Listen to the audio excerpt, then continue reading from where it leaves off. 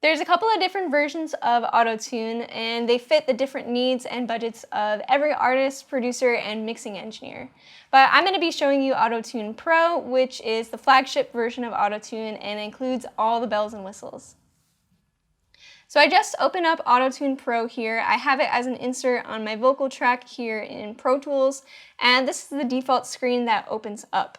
So there's two different modes that we can work in, and this default mode is auto mode, which is really good for pitch correcting vocals that don't need too much help with tuning, and it's also good for when you're using auto-tune as an effect. This is the basic view. We can also open it up to advanced view for some more options. And if we go over here to graph mode, this is graph mode, which a lot of people compare it to Melodyne. It's kind of similar in that we have this graph with all the pitches, and this is really good for more precise pitch correction. And we can also use it to correct time, so the timing of our vocal performance. We're going to go back to auto mode, and as you can see, there's a couple of different controls that are global, so they're enabled in both auto and graph mode. The first being this input type, key, and scale section over here. So depending on what vocal range the vocalist is in, you're going to change the input type accordingly, and you're going to set the key and the scale according to the song, and we'll get more into this in some other videos.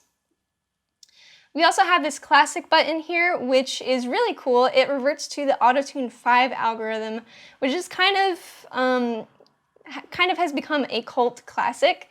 The Auto-Tune 5 algorithm in particular was used in a lot of T-Pain's songs. So the Auto-Tune 5 algorithm is used in this classic button, and it's kind of a nice feature to get that sort of T-Pain sound. We also have this formant and throat knob. So formants are really important when you're pitch correcting, because sometimes when you're pitch correcting you get these different audio artifacts that make your voice sound uncharacteristically or unnatural. So the formant button is really important for making your vocals sound natural, and when we turn it on, this throat knob is enabled, which uses a throat modeling technology to change the size and length of the vocal tract, which is pretty awesome. And then we also have this section all the way to the right here. We have a transpose knob, so in case we want to transpose our vocals, say the instrumental track is transposed, we can transpose our vocals.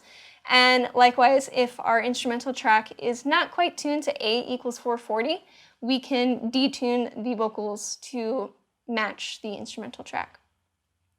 And this last knob over here, the tracking knob, is a bit convoluted, but basically, in order for Auto-Tune to correctly identify the pitch, it needs a periodically repeating waveform, which is characteristic in non-chordal instruments. So if you're trying to use Auto-Tune on a harmonically complex instrument, such as maybe piano, guitar, or trumpet, it might not work. So this tracking knob allows us to change the variation that is allowed in order for Auto-Tune to consider the audio a periodic waveform. And usually you're going to leave it at 50, which is the default setting. But if you have a noisier vocal track or a really breathy vocal performance, you might want to bump up your tracking value. And conversely, if you have a lot of audio artifacts, such as clicks and pops, you're going to want to turn your tracking value down. But I haven't really needed to use this tracking knob, but I will go into these functions a little bit more in other videos. So if you click on this settings tab over here, there's some customizable options for the behavior and appearance of Auto-Tune Pro. And then if we click into the preferences button, we find our MIDI control assignments if you want to use a MIDI controller with Auto-Tune Pro. But that's just a general look at Auto-Tune Pro, including auto mode and graph mode, as well as the global controls. I'll be demonstrating some more of the functions in Auto-Tune Pro in upcoming videos.